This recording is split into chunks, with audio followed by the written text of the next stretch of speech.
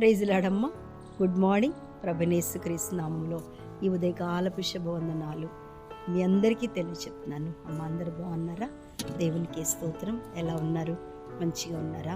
అవును, వాతావరణం వల్ల కొంచెం అందరూ అనారోగ్యంతో సిక్ అవుతున్నారు కదా. నేను కూడా అలాగే వాతావరణం వలన కొంచెం చలిగాలి వలన నాకు కూడా ఆయుస్సు ముందు చలిగాలి వస్తే అయినా సరే దేవుడి కొరకు మనం తప్పకుండా దేవుడు మనల్ని స్వస్థపరుస్తాడు. అది నార్మల్. ఆమేన్. మిమ్మల్ని అందరినీ కూడా ఈ ఉదయకాలంలో దేవుడు ఆశీర్వదించినందుకు, తోడుగా ఉన్నందుకు, ఆయన మనతో దేవుని సన్నిధి ఉన్నందుకు దేవునికి మహిమ కలుగునుగాక. ఆమేన్. హల్లెలూయా. ఈరోజు దేవుని యొక్క వాగ్దానం. ఎంతమంది దేవుని సన్నిధికి వచ్చి వాగ్దానం వింటూ నిజంగా మీరు మమ్మల్ని ప్రేమిస్తూ నిజంగా ఎక్కడెక్కడో నుంచి వాక్యాన్ని వింటున్న దేవుని బిడ్డలారా, మీరు ఎక్కడ ఉన్నా, ఏ ప్రాంతంలో ఉన్నా, ఏ ఊరిలో ఉన్నా, ఒకవేళ మీరు నాకు తెలియకపోయినా నేను మీకు తెలుసు, ఎందుకంటే నేను మీకు కనిపిస్తాను కాబట్టి. మాది ఖచ్చితంగా కొత్తగూడెము అనేటువంటి చాలామంది అడుగుతున్నారు, అమ్మ మీరెక్కడా, మీది ఎక్కడా అని చాలామంది నన్ను ఫోన్లు చేస్తున్నారు, నా కుమారుడికి ఫోన్లు చేస్తున్నారు. అమ్మ మీరు అడ్రస్ ఎక్కడని. మాది కొత్తగూడెం, అంటే భద్రాద్రి కొత్తగూడెం అనగా మరి ఖమ్మం జిల్లా భద్రాచలము అంటే మీకు గుర్తు రావచ్చు. ఇది కూడా తెలంగాణ ఏరియానే. అవును దేవుని బిడ్డలారా, మీరు తెలంగాణ కానీ, ఆంధ్ర కానీ, దుబాయ్ కానీ, లేకపోతే సింగపూర్ కానీ ఎక్కడన్నా ఉండని, దేవుడు నిత్యము మీతో ఉన్నాడు.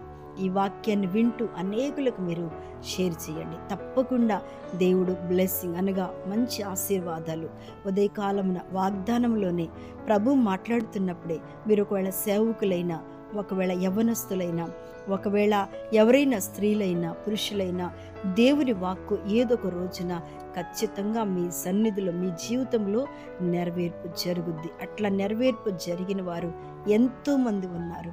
తప్పకుండా వారి జీవితంలో ఈరోజు ఉదయకాలంన ఒక ఆమె ఫోన్ చేసింది, అమ్మా నా భర్త మరి యూఎస్కి వెళ్ళాలని ఇంటర్వ్యూకి వెళ్తున్నారు, కానీ అది మా జీవితంలో జరగదమ్మా, జరగదు. ఒక అన్య బిడ్డ ఏడ్చుకుంటూ ఫోన్ చేసింది, అది జరగదని బాగా ఏడుస్తుంది. నేను ఫోన్లో ప్రార్థన చేశాను, అమ్మ తప్పకుండా జరుగుద్ది, నాకెందుకో ప్రభు నాకు అలా అనిపిస్తుందమ్మా నీకు అంటే. జరుగుతుందా అమ్మా అంటే జరుగుద్దమ్మా, దేవుడు తప్పకుండా కార్యం చేస్తాడు అని చెప్పాను. అంటే ఒక గంటలోపే మళ్ళీ ఫోన్ చేసింది, అమ్మగారు నా భర్త యూఎస్ వెళ్ళటానికి సెలెక్ట్ అయ్యారు అని. దేవునికి స్తోత్రం కలుగును గాక. ఆమెను చెప్పండి. అందుకే నీ ఇప్పుడు కాకపోయినా ఎప్పటికైనా ఈ వాగ్దానము, ఈ వాక్యం మీ జీవితంలో నెరవేర్పు జరుగుతుంది. అందుకని నేనేమంటున్నాడంటే తప్పకుండా ఈ కార్యాన్ని మీరు, ఈ వాక్యాన్ని మీరు వినండి, అనేకులకు షేర్ చేయండి. ఆమేన్. హల్లెలూయా. అందుకే ఈరోజు దేవుని వాగ్దానం 91వ దావీదు కీర్తన 15వ అధ్యాయాన్ని నేను చదువుతున్నాను. అతడు నాకు మొర్ర పెట్టగా నేను అతనికి ఉత్తరం ఇచ్చేదను, శ్రమలో నేను అతనికి తోడయుండెదను, అతన్ని విడిపించి అతన్ని గొప్ప చేస్తాను. ఎందుకంటే దేవుడు ఈరోజు మనతో చక్కగా మాట్లాడుతున్నాడు. అతడు నాకు మొర్ర పెట్టగా. ప్రతి ఒక్క దేవుని బిడ్డలారా, వాక్యం వినేది ఎవరో తెలుసా? ప్రార్థన పరులైతేనే వింటారు. నామకార్థ క్రైస్తవులు, అటు ఇటు తిరిగేవారు, వాళ్ళు అస్సలే వినరు. వాక్యం మీద ఎవరికైతే శ్రద్ధ ఉంటుందో, వాగ్దానం మీద ఎవరికైతే ఆశ ఉంటుందో వారే ప్రతిరోజు ప్రార్థన అయినాక వాళ్ళు కళ్ళు తెరిచి ఎవరిని చూస్తారో తెలుసా?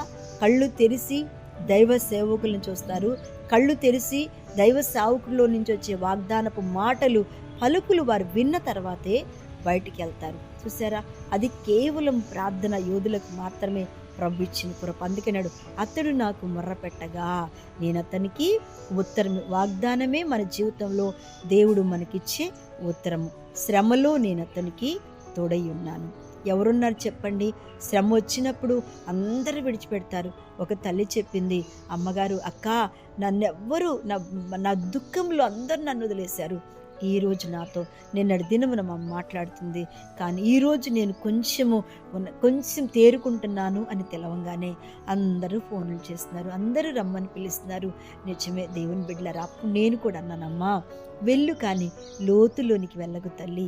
ఎందుకంటే మనం బాధలు అనుభవించున్నాం కాబట్టి లోతులోకి వెళ్ళొద్దు. పైన దేవుని కృపను మాత్రమే. అందుకన్నాడు శ్రమలో తోడయుండే దేవునికి మాత్రమే ప్రాధాన్యత తల్లి. అందుకే నేను అంటున్నా, శ్రమలో నేను అతనికి తోడుగా ఉన్నాను. చూడండి, ఎంతమంది ఉన్నా ఒకవేళ మన స్థితిగతులు బాగుంటే మనల్ని వెంబడిస్తారు, కానీ శ్రమ వచ్చినప్పుడు ఎవ్వరు మనల్ని లెక్క చేయరు. అందుకే అది విడిపించగలిగిన శక్తిమంతుడు మన దేవుడు, మనల్ని తృప్తిపరిచే శక్తిమంతుడు మన దేవుడు. అందుకని ఈ వాక్యం వింటూ ఉదయ కాలమున ప్రభు వాక్యంలో వాగ్దానంలో ఏకీభవిస్తున్న దేవుని బిడ్డ, దేవుని కుమారుడా, దేవుని కుమారి, ఏదిలో బాధపడుతున్నావో నీ శ్రమలో ప్రభు నీకు తోడుగా ఉంటాడు. నీ దుఃఖంలో నిన్ను విడిపించుటకు ఆయన నిన్ను గొప్ప చేయడం ప్రారంభిస్తున్నాడు. దేవునికే స్తోత్రం కలుగునుగాక. నిన్ను గొప్పగా దేవుడు దీవించాలని ఆశపడుతున్నాడు. శ్రమ వచ్చినప్పుడు, శ్రమలో పైకి వచ్చినప్పుడు ప్రభుని మరవకు. ఆయన నీకు తోడుగా ఉన్నాడు, నిన్ను గొప్ప చేయ ప్రారంభిస్తున్నాడు. ఆయన అందుకని ఆయన సన్నిధిలో మాత్రమే దేవుళ్ళు నిలిచి ఉండు. నీకు తోడై ఉన్న దేవుడు, శ్రమల్లో నడిపించిన పరిశుద్ధాత్మ దేవుడు ఈ ఉదయకాలానికి సమీపంగా ఉన్నాడు, నీతోనే ఉన్నాడు. అటువంటి కృప దేవుడి వాక్యం వింటున్న మీ అందరికీ దేవుడు దయచేయనుగాక. ఆమేన్. ప్రార్థన చేసుకుందాం. మహాపరిశుద్ధుడా, మహిమ కలిగిన తండ్రి, స్తోత్రం. ఉదయకాలం నాయన ఎంతమంది ప్రభువా ఈ వాక్యంలో ఏకీభవిస్తున్నారు తండ్రి, వారందరినీ మీరు ఆస్వాదించండి అయ్యా. వారికి ఏ శ్రమ ఉన్నా దేవా, వారు నడిపించే దేవుడు, విడిపించే దేవుడు తోడయ్యున్న తండ్రి. అనారోగ్యమా, బలహీనత, ఆర్థికమా, కార్యం ఆగిపోయిందా, బిడ్డల జీవితంలో భవిష్యత్తు ఆగిపోయిందా, వారికి సమస్తం నీ దినం అనుగ్రహించి వారి ముందు నడుస్తూ నడిపించమని యేసు నామమున అడుగుచున్న తండ్రి, ఆమేన్. ప్రైజ్ లార్డ్ అమ్మా. దేవుడు మిమ్మల్ని దీవించును గాక.